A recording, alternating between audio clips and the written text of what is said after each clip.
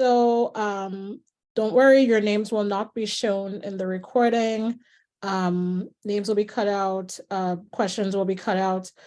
So I'm just going to be going through some job strategies, labor market information and finding opportunities. And so pretty much what that is pretty much the processes of finding a job and ways in order for you to get a job on campus as well as off campus. Now, if you have any questions, feel free to just throw it in the chat. That's not a problem at all. As I mentioned, it is being recorded. However, you don't have to worry about your identity. This is just for people who cannot attend, as well as it will be available to you as well in Quirkus in the next couple of weeks in case you need to go back to anything. Don't be afraid to put anything in the chat as well. If you have any questions, you don't have to wait for me to ask for questions. Just send questions in the chat. Joanne, if you can just be on top of that, that would be great in case I miss anything. And we'll get started. So my name is Cherryl-Lyn, and I am the career advisor at Trinity College, as well as the academic advisor. And then we are joined by Joanne. Joanne, do you want to quickly introduce yourself? Yeah, I can. So hi, folks. I'm Joanne. I am a career educator over at Career Exploration Education.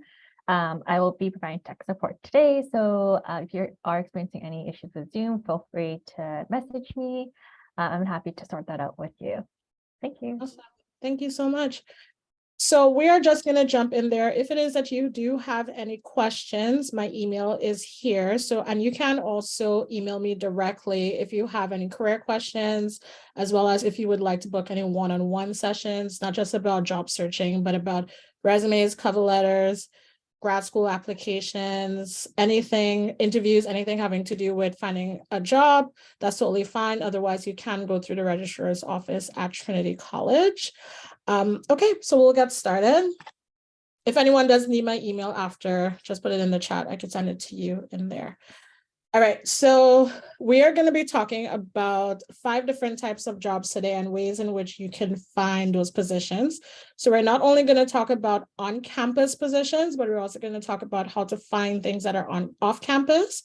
So on-campus part-time, so work-study positions. Sometimes people are confused about what work studies mean, or sometimes you just don't know exactly what it entails. So we'll go over that. Ways to find off-campus part-time positions. Then there are summer, full-time, and part-time positions. A lot of times for students, these positions are a little different just from general positions, and we'll talk about that in a sec. Then internships. So I know there are a lot of questions about internships and how they work.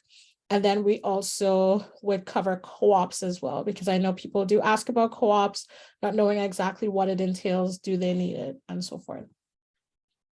All right, so the first thing we're going to look at is on-campus part-time. So on-campus part-time positions are also called work-study positions, and they have 2 streams. So the first stream is the work experience stream.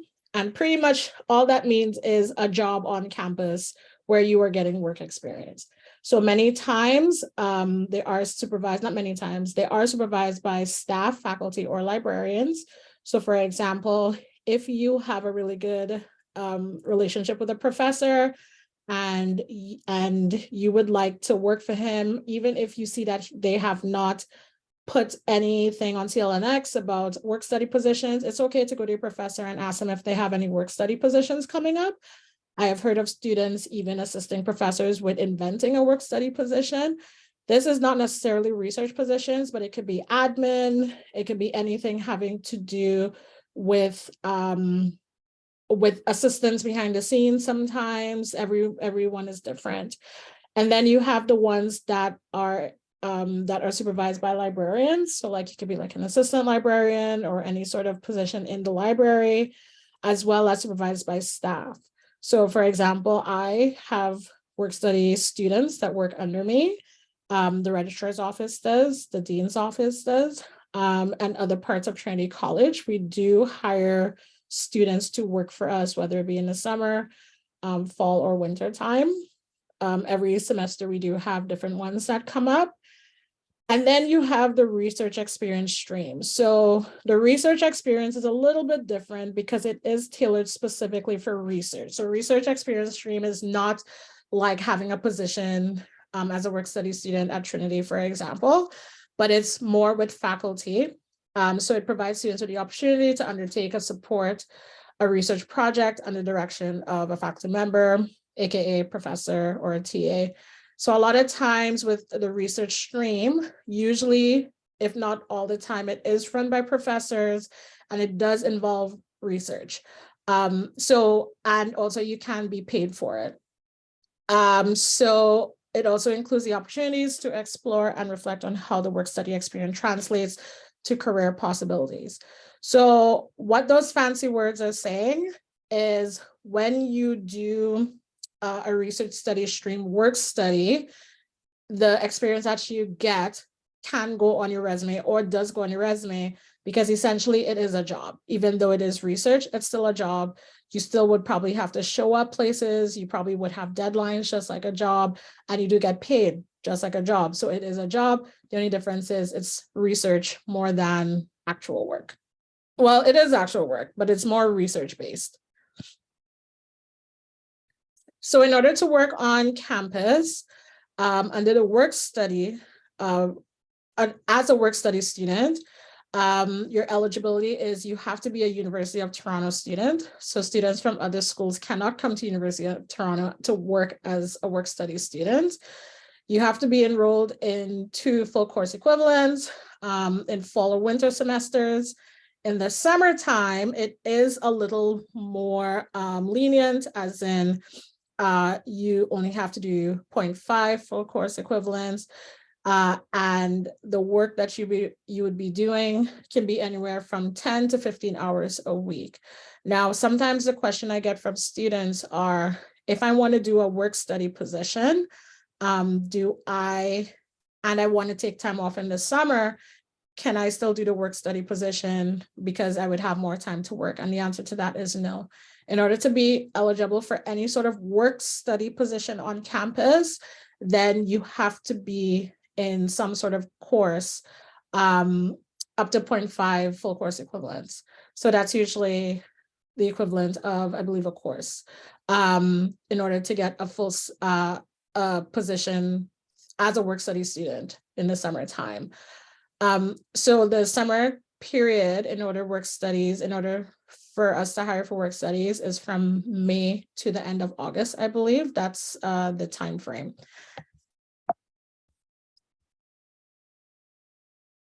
But then there are the off-campus part-time positions. So off-campus part-time positions, students tend to do it between September to May or all year round. So that's usually students who work at places like you would see Tim Hortons, clothing stores, part-time admin positions, and so forth. So usually off-campus part-time positions are no more than 20 hours per week, usually. Usually once you go over 20 hours, you're kind of more going into the full-time hours, which I'm sure as a student you don't want to do while you are in school. So off-campus positions they do have flexible hours around class time. If not, I don't suggest doing that because obviously you have to be at your classes. But usually when you do apply to, and we will go through the actual application process of how to find these jobs, usually when you do apply to positions that are off-campus part-time, many times on your resume or many times the employer would ask, oh, well, if you're a student, what's your availability? And so they would always schedule you around your school time or around the times that you have courses. And usually on your resume, you would put, so like we talked about the resume workshop that we did a couple weeks back. We talked about putting your education on your resume so that they know you're a student. That's so that they would be able to schedule your shifts around your classes or around the time that you would be able to get there.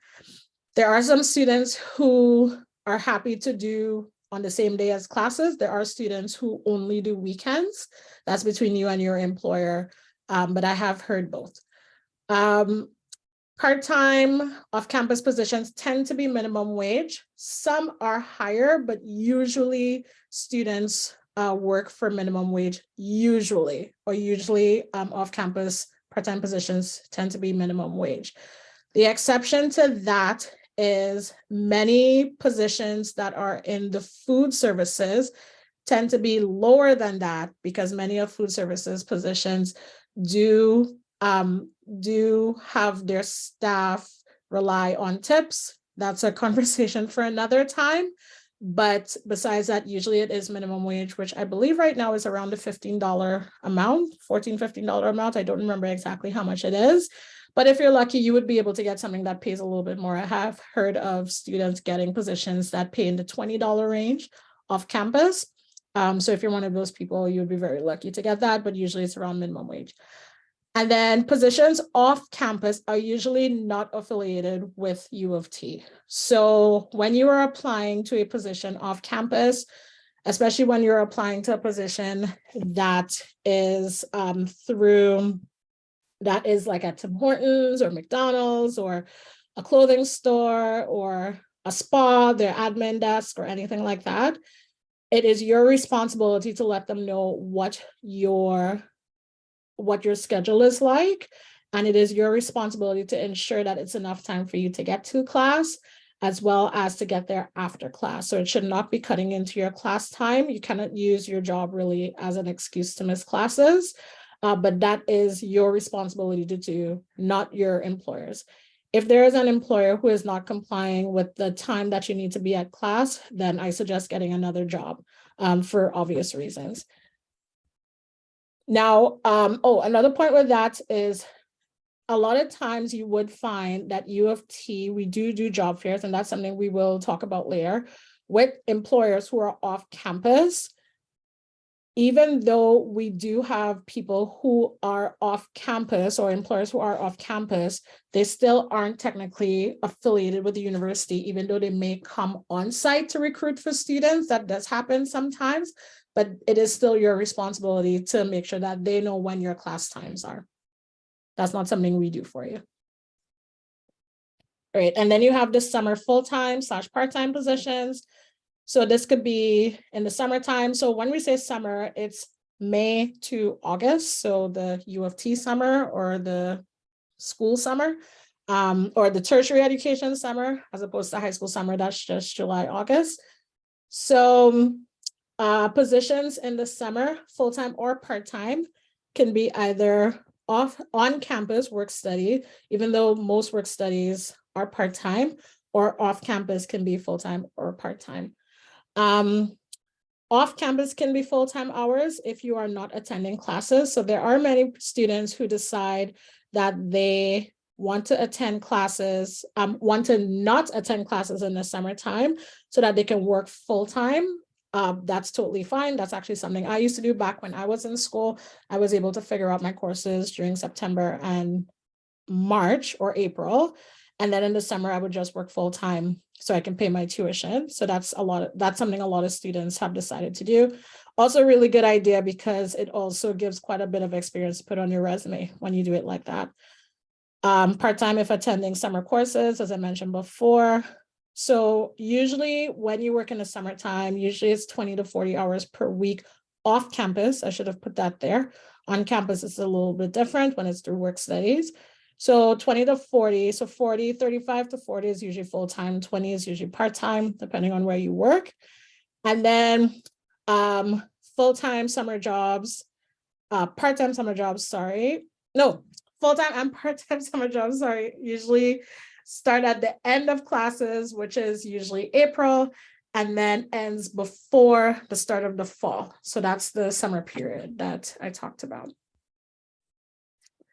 All right, internships. So I do have a lot of students who ask me about internships many times. There's a lot of information out there that can be confusing about what is an internship, how it works. So internships are usually provided by off-campus companies, right? So huge companies that are known for internships are TDSB, BMO Bank, TD Bank, I believe RBC at one point did it. I don't know if they still do them. And a couple other companies, a lot of IT companies, Google Toronto, I know has internships every year. Usually internships are in the summertime. They can be during the fall and winter, but usually in the summertime.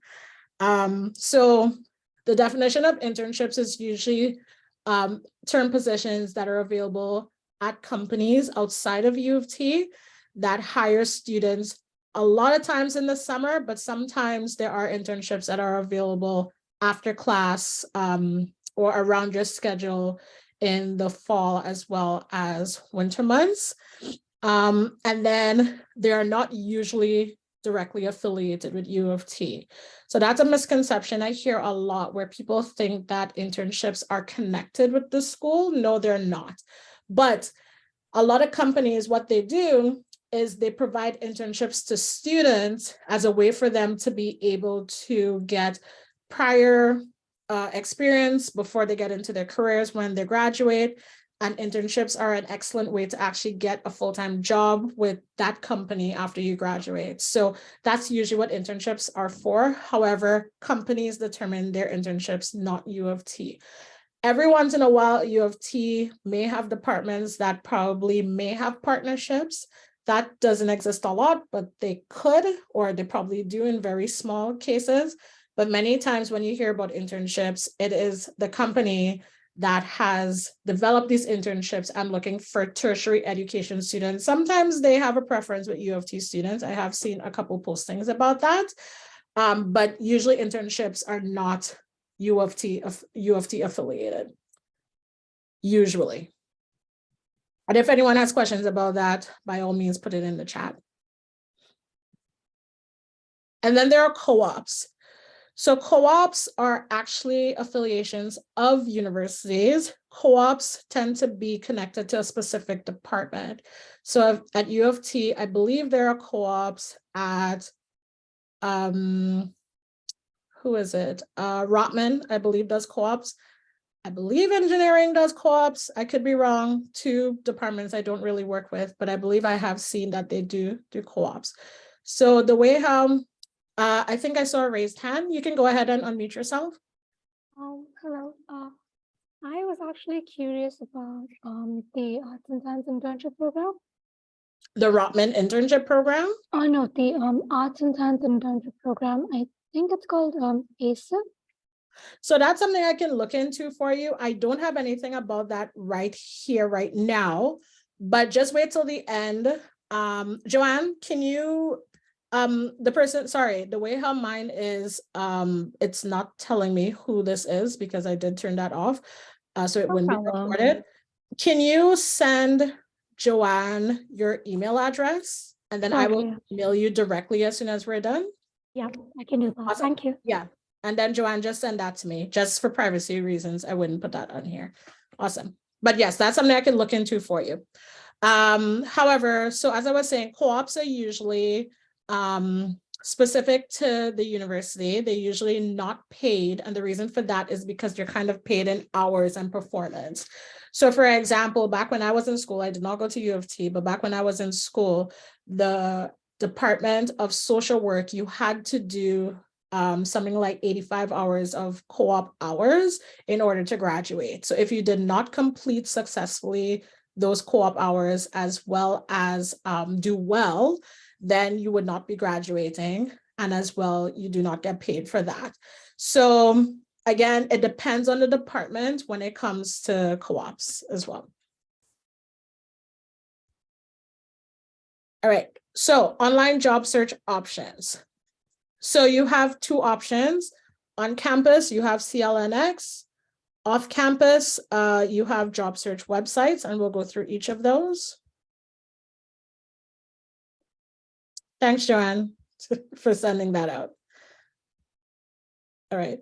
Can you guys let me know if you are hearing this? I did not test this before. So this is where it pretty much talks about CLNX and the way it works. Joanne, just let me know if you can't hear it and then I'll fix it. Work study. I can hear it. Okay. Career and Co-Curricular Learning Network, also known as CL. Sorry, you said you can hear it, right? Yep, I can hear it. It's great. Awesome. X is a tool where you'll find job postings, volunteer and co-curricular opportunities, mentorship, and more. You can also book appointments and workshops with most of our services here. To find work-study opportunities and apply for positions, here's what to do. Navigate to the Jobs and Recruitment section of the left side menu. Once it has been expanded, you can click on the Work Study section. To browse opportunities, you can click on Work Study Jobs in the left side menu. You will see different ways to search for a work-study job. You can search by a keyword by typing it in and then clicking on Search. You can select Search Work-Study Jobs for a detailed search of the current job postings. You will go to an additional page where you can select your search criteria. Once completed, you can click on Search Job Postings. Finally, you can enter the job ID if you already know it to jump straight to the job. You will see the job postings that meet your specified criteria. From here, you can click on a job posting to view more details, apply for the job, or add this posting to your shortlist. If you opted to view more details about the posting, then you can also apply to the posting by using the widget in the lower right side of the page. You also have the option to shortlist, mark as not interested, or print the job posting for future reference. If you have selected Apply, then follow the instructions to ensure that you are providing the requested information for the posting. If you ever want to review your uploaded documents from a posting, you can navigate to Work Study Job Documents in the left side menu. If you want to review your previous applications, then you can navigate to Work Study Job Applications in the left side menu. Contact cln@utoronto.ca if you have any questions or need help with the process. Okay, so I thought instead of me explaining CLNX, you have this video here that you all have access to. If anyone needs the link to watch it again, I'll be happy to send it to you. Just put it in the chat, that's no problem. But pretty much CLNX is where you do Work study. CLNX is where you do apply for work study positions. So it's pretty user-friendly.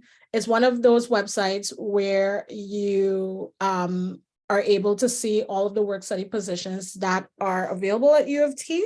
And then you see what you think that you would like to do, and then you can apply through that platform.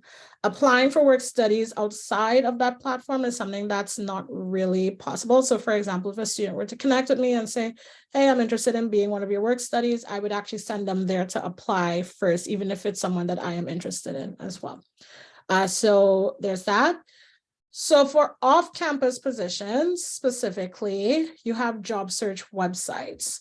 So what you would find is job searching off campus has a lot of different options. So, but right now we'll just look at job search websites. So before also we look at that, what I would suggest too is if there is a specific company that you are interested in working for off campus, go to their website, and there's usually a career tab where you can click on it and see what positions are there. Also, behind the scenes information, if it is that there is no position there that you're interested in, or you want to intern for them, send them a message and let them know, hi, I'm actually interested in working for you. I didn't see any positions that I'm eligible for. Do you have anything coming up? Or would I be able to speak with you about anything that's coming up? Great way to network. All right, so job search websites, they are, oh, I don't have a, oh, okay. So some examples of job search websites are Indeed, Charity Village, if you're interested in working at non-for-profit organizations, that's great. Monster, Workopolis, jobbank.gc.ca. But also a really easy way to job search is just Google. What Google does is it kind of has its own way of searching other websites to find positions. So if you just go to google.ca, make sure it's CA, that's one big thing to remember. And you type in internship Toronto, internship for University of Toronto, no, internship for Toronto students. And you click on that. Google has its own platform that pulls positions from many other websites so that you don't have to worry about going to each website. Now, the thing about it with job search websites, which is a little tricky, is companies like Indeed or platforms like Indeed, a lot of companies are not using as much because they have to pay to use Indeed. I know they have to pay to use Charity Village as well. Not sure about the others. So that's why I suggest go on the company's If you know a specific company you would like to work for, go on their website. For sure, the position will be on there. But otherwise, these are actually pretty good websites to use as well. All right. So when you are using job search websites, there are just some things to keep in mind. So first of all, ensure that you put the right city, province, or country. So I'm actually going to stop sharing for 1 second because I want to actually show you guys as opposed to just telling you guys. So just 1 second.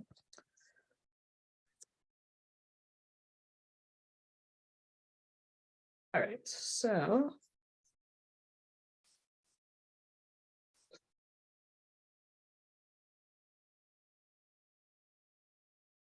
Where is it? Sorry, it's just 1 second.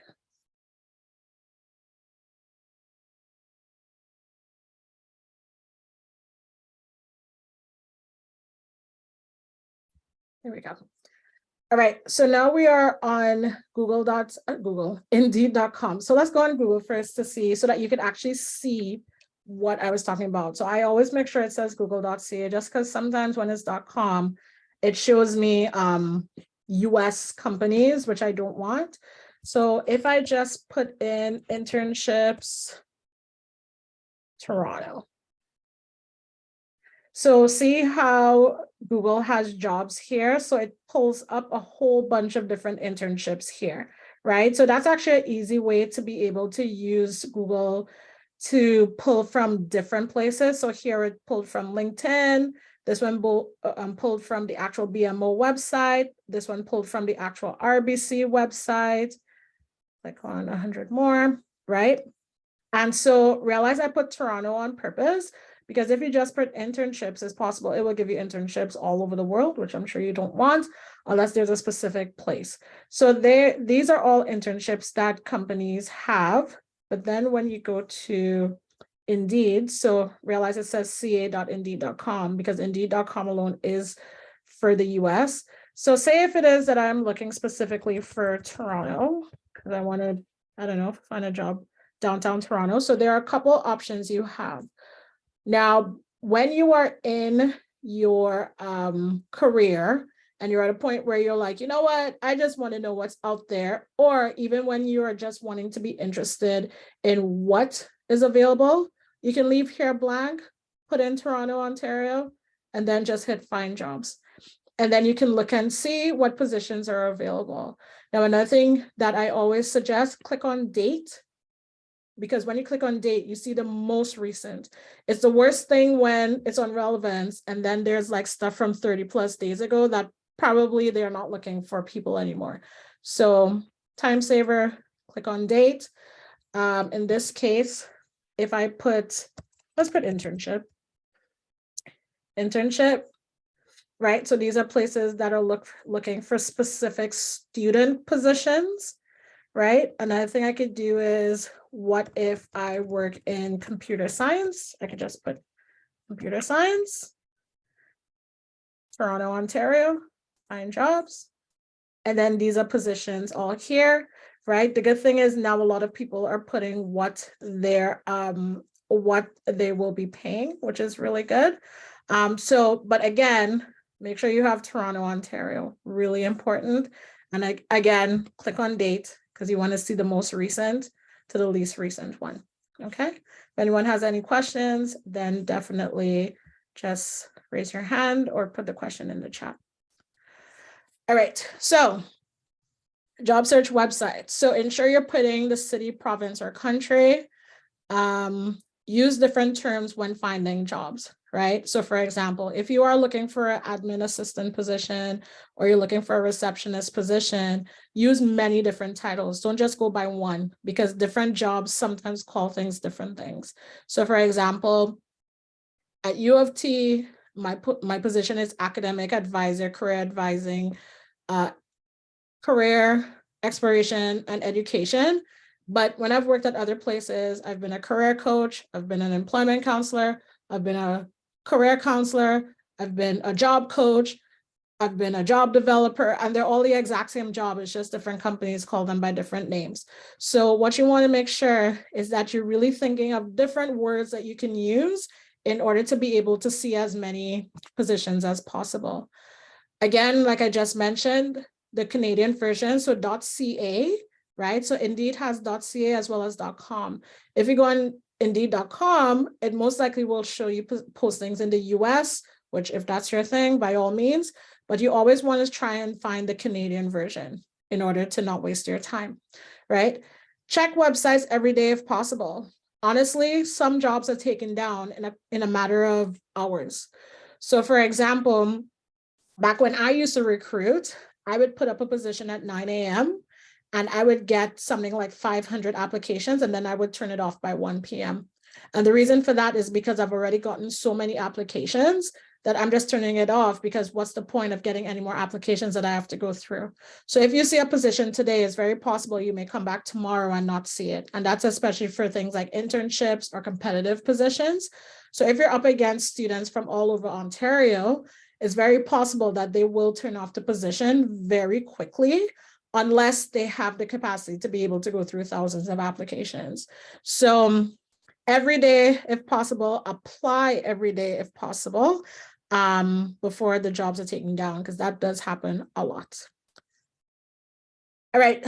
So one big thing about job search websites is scams. Beware of employment scams. That is something that has been prevalent a lot these days. So ways to be able to avoid these scams: Google the name of the company. Okay, so if there's a company, so-and-so insurance, that you see on Indeed, because the thing about websites like Indeed and Charity Village, they don't a lot of times vet who it is who is posting with them. Now, every once in a while, if they do get complaints, they will block a company. But what would it take for the company just to add another account with another email using another name, right? So you can't count on these websites to be the ones making sure that you're not being scammed. You have to make sure and be in charge of that. So if you see a company that you're really interested in and they've posted, but you've never heard of them, but they have a position that you're like, oh, I would love to do, Google the name of the company. Usually every company has a website. If the company doesn't have a website, if the company is not coming up, if it's coming up in another country, it's possible a scam. Okay. The next one is the company asking you to send money?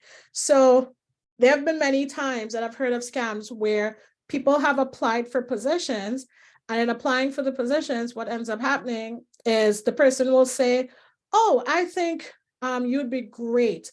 However, we need you to, I don't know, sign up with $500 in order to hold on to whatever. Or the most prevalent one you hear is when someone accepts a position, then they say, okay, we need you to buy $500 worth of computers as part of your position. But then at the end of the month, you could just send in your receipt and get your money back, right? So the irony about it is I have been in jobs where I have bought things for work and been reimbursed, but it's usually never on the first day. So if that's the case, probably not a great idea. Probably not.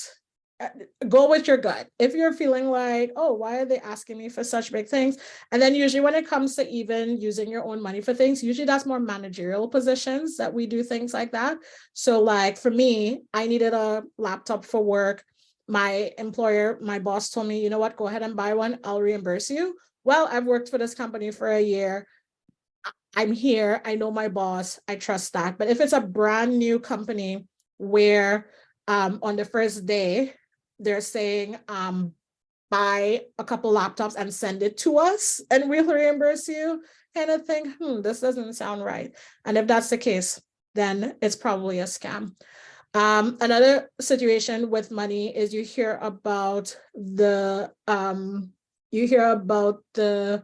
scam where they ask you to review a company. So they would probably send you to a Western Union, and you have to make a transaction with your own money. And so you have to write a review about it. And then after you make the transaction, you're technically going to get your money back. That is a huge scam that's happening now. Probably not something that's ideal. Yes, there are companies out there that do research companies or do have what they call secret shoppers, but it doesn't work like that. Okay, so that's something to think about.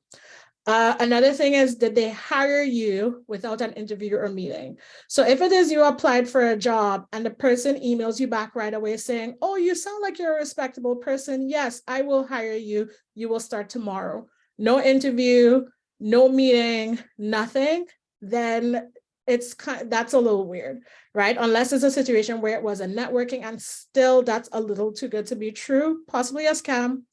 Have they accepted any HR info before starting the position? So I have heard of situations where people went through the process, they got hired, they started working remotely, but then they never asked for your SIN number. They never asked for your bank account to deposit your paycheck. They never asked for anything. But then all of a sudden it's like, oh, you're going to start working right now. And then they have you buying things for them and so forth. That's usually another scam that works. That's going on right now. Does a position require using your own money to buy items or try services? So that's what I talked about, like with the Western Union. Look for company addresses and Google it, even if it's a work from home position. So if you apply for work from home position, which exists, and when you're applying for the position, you Google the company address, so like where their head office is located. And when you Google it or you go on Google Maps, it's like an open field.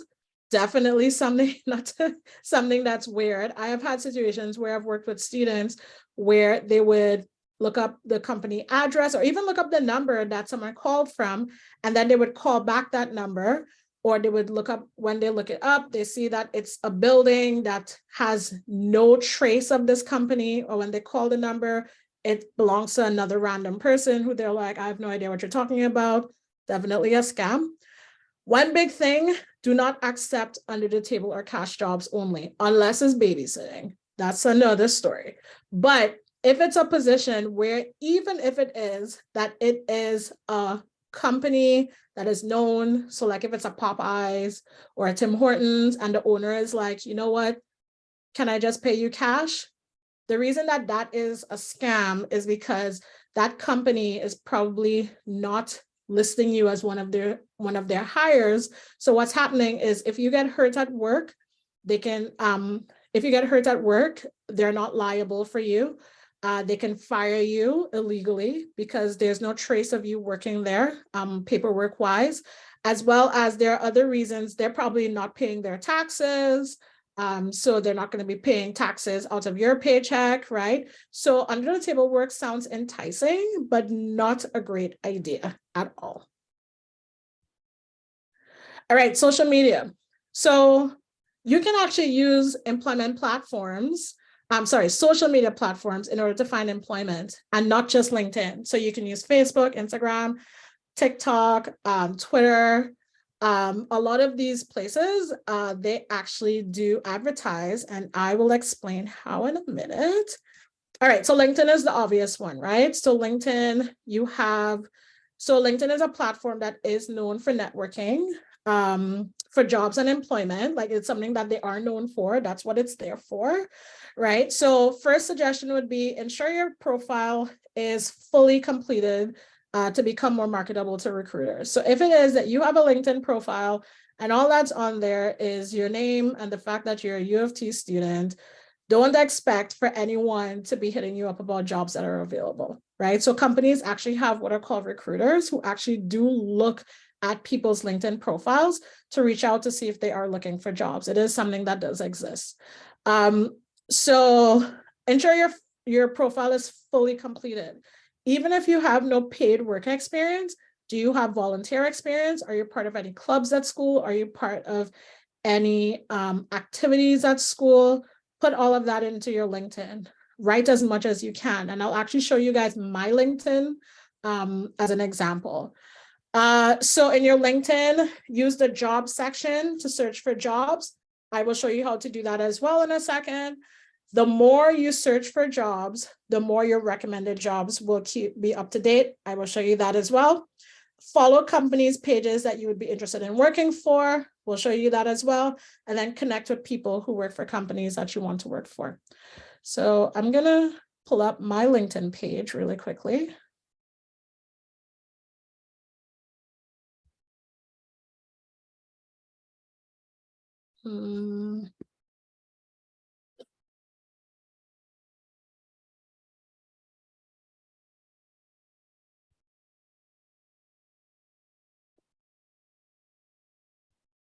Okay. So this is my LinkedIn page, okay? So you will notice that I have my full name on there, as well as now, not necessarily the title I have right now, but generally what jobs I have or have done in the past, or what field I work in. So career and academic advisor. I have all of the positions that I have worked in. I have all of the positions that I have worked in. So right now I am the academic advisor, career exploration. My last position was manager at a place called Park. Worked for the Career Foundation, so forth, so forth, so forth. One thing you're going to realize too is I also put on here what my duties are as well, right? So if for any reason I decide that I want to move to another part of Canada or something like that, and I do start applying for jobs, recruiters in that part can see exactly what it is that I do. So the part that I talked about a second ago, which is the search part. So on your phone, it's a little different compared to, on your phone, it is a little different compared to on the website. On your phone, it's going to be down to the right here, but on the website, it's up here. I'm more a fan of the phone, but obviously there's not really a way for me to show you guys on the phone. So I'll show you on the website. So if you click on jobs, you will see here that they're recommended jobs for me. So career counselor, senior manager positions that are in the field that I work in. But this only populates depending on what you search by. So what will happen is as you continue to search jobs, the algorithm is going to start tailoring itself to you in such a way that it's going to start sending you positions now as they're being posted. So you will see here, I have recent job searches where I was looking at internships, employment program manager positions. Well, I actually looked at that quite a while ago, as well as other positions, career counselor positions, right? But in your case, if it is that you're looking for internships, you just put internship, and then remember here, Toronto, or wherever it is that you're interested in going, right? Because then it will start sending you all over the world. But when I put that in, see where it says set alerts, right? If you turn that on, what will happen is under recommended jobs, it's going to start sending you positions every time an internship is posted in the field that you probably want. But say if it is, it's not just internship, you specifically want an internship in computer science, because you also don't want like admin and things like that. You're going to see all of these here, right? So then again, I can set the alert, which I'm not going to do because I'm not looking for it. But one big thing that I'm going to do as well is I'm going to save it because I want the algorithm to work for me, right? So by saving all of these positions, what's going to happen is the algorithm is going to tailor itself to me, where every time any position in computer science shows up in Toronto that says the word internship, then what's going to happen is it's going to start sending me alerts. That being said, not every company uses the word internship, right? Some companies are just looking for students to work for them. So then I would probably put student computer science. So when I search, and then again, Toronto. So when I hit search, there are positions that are coming up here, right? That don't, well, this one says intern, but don't always say intern. But look, there's one called junior rail operators, right? So these are positions that I might also be eligible for that don't necessarily fall under the internship category, but regardless, it's going to give me work experience, right? So take the time to really play around with the jobs section of Indeed, so that what will happen is your recommended for you is going to start populating itself. And so LinkedIn is going to start doing the work for you. Okay. Now, again, as I said, if you have any questions about that, then as usual, put it in the chat. All right. So we're going to go back to the PowerPoint. All right. So remember we talked about so LinkedIn, right? So we talked about the recommended jobs, but also, oh, another thing I wanted to show you guys. Hold on. I have to share, unshare, share, unshare. LinkedIn, where'd you go? I think this is it. All right. So say if I am really interested in working for a bank, right? So I go back to the regular LinkedIn page and I am really interested in working for a bank. So in my case, right, I am only employment. I've only worked as an employment counselor. So what happened is I had added a lot of people who do the same thing as me, but I've also added a lot of companies who do the same thing as me, or who I probably would have liked to work for, right? So I was interested in working for the University of Toronto, Trinity College. So then I can actually follow the University of Toronto Trinity College, because then what will happen is they would put up posts where I could see what's happening, but also people who are here, because these are people who work for Trinity College as well, they also would be posting positions as well. And so it will show up on my feed, right? So if you look at my feed, for example, Kamar, who actually I used to work with, she posted about an event that's happening where they're actually looking for people to hire. And you have other, well, these are like just everyday stuff, but you also have people who post things as well about jobs that they're hiring for. I was hoping I could find one, but I can't find any. I saw one this morning, but no, that's gone. Okay, but anyways, another thing too is you can get an idea of what a company's culture is like as well, right? So I suggest if there's a company you want to work for, so like, I don't know, Google Toronto, you want to work for Google Toronto, here are people who all work at Google Toronto. Another thing I would do is I would actually connect with them as well. So the good thing about LinkedIn is one of those apps that it is okay to add people who you do not know. It's okay to add companies you have not worked for before. And it is okay to reach out to people who work for those companies as well. Okay. All right, so that's on LinkedIn. So anyways, follow companies' pages that you would be interested in to work for, and then connect with people who work for those companies as well. Even if you don't want to necessarily talk to those people, it's okay to connect with them. They 99% will accept you, because that's how LinkedIn works. And when, because you are friends with them or connections with them on LinkedIn, everything they post, you will be able to see. So if you see some of them are managers, if they're looking for students to do internships, you would be one of the first to see, because it will show up on your feed. All right. So then we also have social media, just general social media, right? So the ones I am familiar with, because I am not of the age where I have 10 million social media platforms, but the ones that I'm especially familiar with are Instagram, Facebook, Twitter to an extent, well, obviously YouTube, and I know TikTok, but let's just talk about Instagram and Facebook for now, okay? So on Instagram and Facebook, look up the company's social media pages. So again, remember we talked about U of T? U of T has many social media pages. All the colleges have pages, all of the departments have pages, add them, right?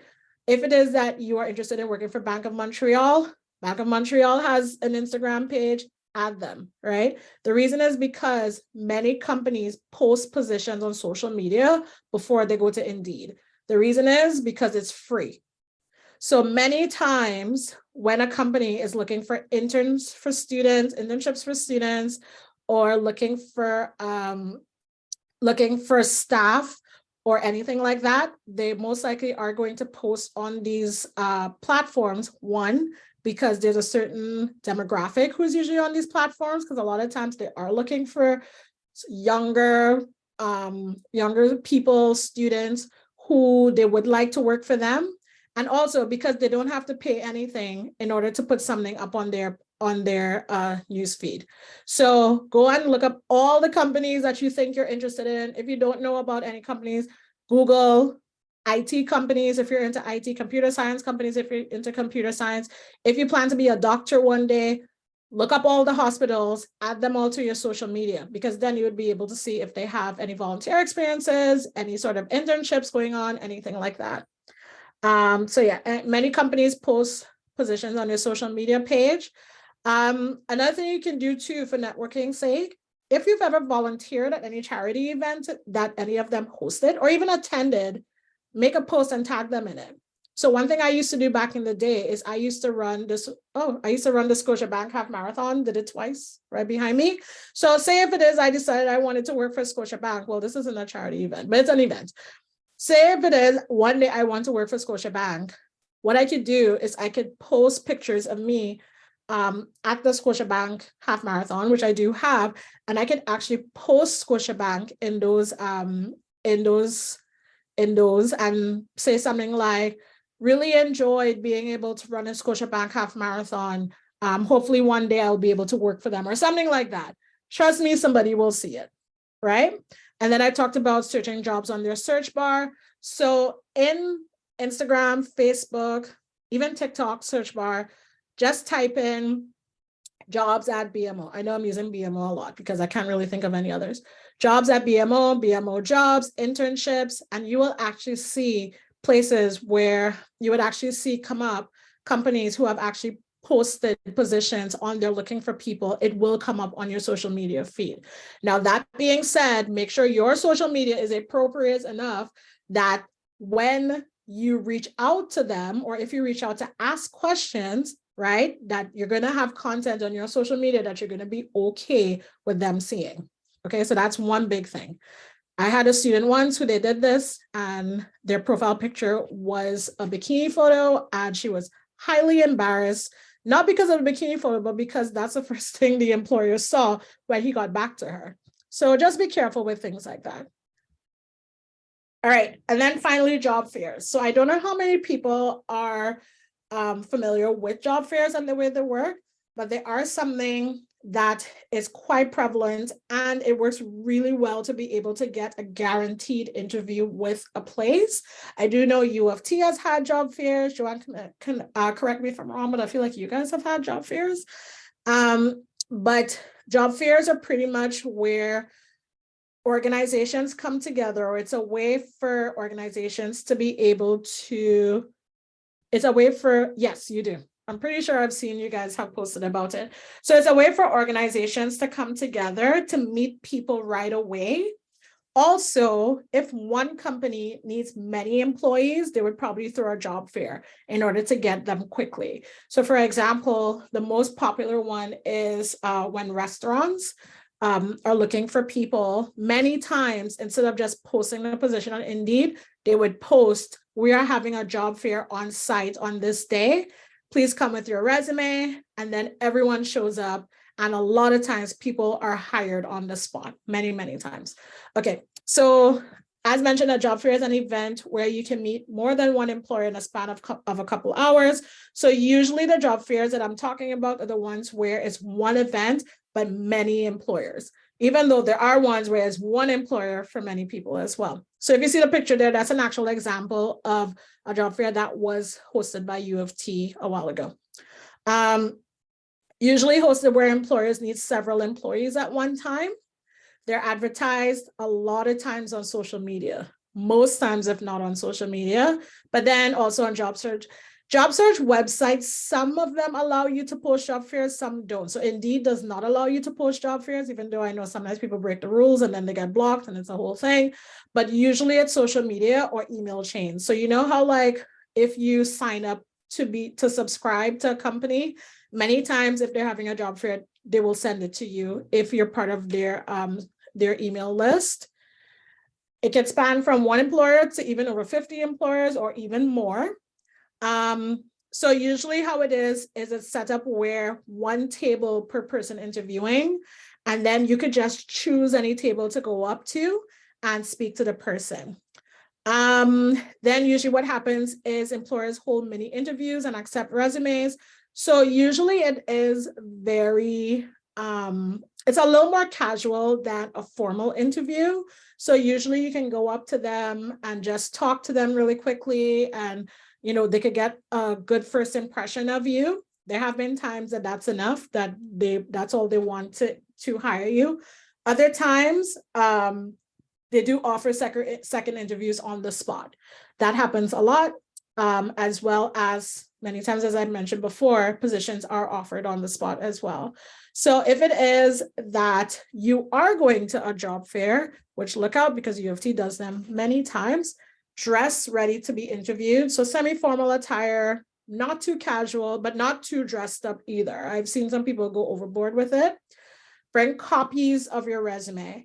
So if there are going to be 50 employers there, bring 50 resumes. If you're lucky enough that you're able to see which employers are going to be there, then you could just bring enough resumes for that number of employers, but definitely bring more than one, because most of them, if not all of them, will actually take your resume and hold on to it. Be ready to be interviewed on the spot. But another thing I would say is be ready for it to be casual. Don't feel bad that it was just 2 or 3 questions, because remember, they're going to be meeting a lot of people. So they're not going to have time to be doing full-on interviews. But regardless, still be interview ready. And then wear comfortable shoes, because you will be standing. It's one of those things where you may be standing in line, you may be walking for the entire time, but you will for sure be standing the entire time, right? All right, so if it is that you do have any questions, you're more than welcome to put it in the chat. But otherwise, that's pretty much everything when it comes to applying for jobs. If you do have questions, you can send me an email or Joanne. If not, hopefully this was informative for you. As I mentioned, this will be available. This information will be available on Quirkus soon. But otherwise, that's about it. If anyone has any questions, quickly put it in the chat just before we end.